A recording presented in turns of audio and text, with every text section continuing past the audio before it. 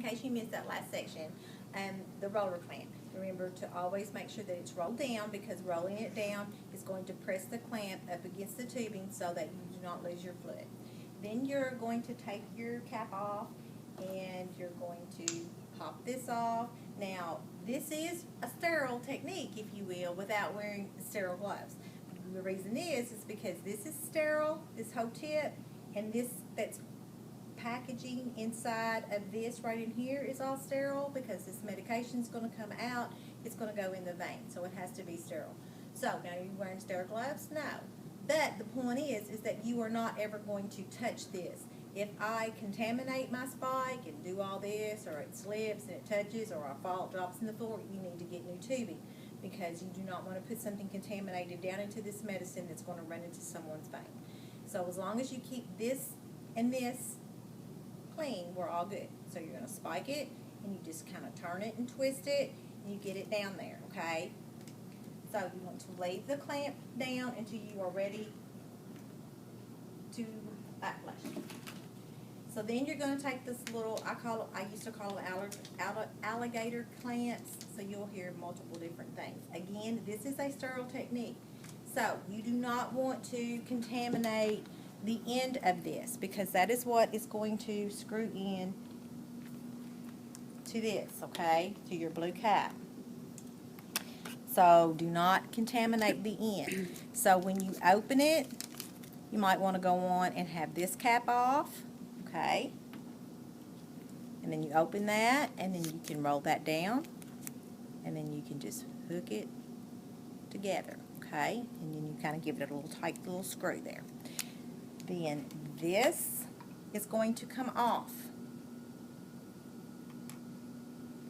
Now, this is your primary. This is how it's been. We'll have it all set up for you. This is your primary. It's running through your pump. So I remember where my, it always has helped me to remember where your fluids are going to be going when you're running it on a pump. Is number one, this tubing is green, so green for go. Or you just think about it, okay? If we're running this on a pump, it's got to run through the pump to be able to justify what we're going to set this pump on, what the doctor has ordered it to run on. So if it's going through the pump, then I'm going to go above the pump, so gravity will take it down and it'll shoot through the pump and it'll go through and it's going to go to the patient. But if I put it in the wrong spot and I come down here, so if you think about it, it's common sense. Nursing is a lot of times 98% common sense. So I'm going to scrub the hub, and if I put it in there, well, look, it's going straight in through here to the patient, and it's not being filtered, and that tubing is not being able to do what it was designed to do to go through this pump. So it's wrong, which means you would not be successful because you did not set it up correctly. So if it helps you to remember little tidbits of things, remember, above the pump, so we can go through the pump, or green is go, okay? So I'm going to scrub my hub, and then this thing's got little sides, it's like little wings that you can kind of squeeze, so you can kind of squeeze those open, and then you're just going to stick that down, and when you release, it's going to clamp down on there to hold it, okay? Now your pump will be running when you are getting ready to do your checkoff. We'll have the primary set, and we'll go through all of that with you the day of lab. I just kind of basically wanted you to get the lowdown of what it was going to look like, the importance of where you're going to be putting it so you're not so overloaded, and thinking it through. Down here, it's not being filtered out. Above, it is. So it's going to be the actual very first part that you come to on your primary line is where you're going to stick it. Kind of makes a Y, okay? The next thing I want to talk to you about, part of this IV checkoffs, is PICC lines and central lines that I talked about on the video as well. Now, a central line or a PICC line can be in various different places. You may see them in patient's neck region. You may see them in their jugular region, subclavian region, the chest. You may see metaports on the chest. You may see PICC lines on the chest. Central lines. You may see PICC lines, which is probably what you are going to be more accustomed to seeing in the hospital now, because PICC lines in the arm are being utilized more and more. The difference probably that you're going to see is that they're going to have more than one lumen. Thank you. We're going to have more than one lumen so that multiple things can go in. The great thing about PICC lines, as I discussed, is we can draw blood out of it. We can do lots of things. So the difference is, if you will look, in a central line and a peripheral line, as you recall back on the lecture, peripheral lines are only left in temporary for short periods of time. PICC lines can be left in for long periods of time, as long as there's no complication.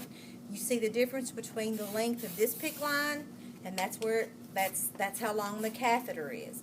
So as I talked about on the lecture, then it's the little peripheral is this very little cannula, little needle, little sheath that we insert with the needle. It's very small, versus where the central line or the triple lumen, you'll see the difference. This is what I'm talking about, lumen.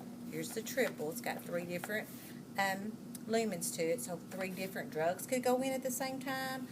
You can have 2 drugs in, 1 locked, we can come in and draw blood from, or you can just have 1.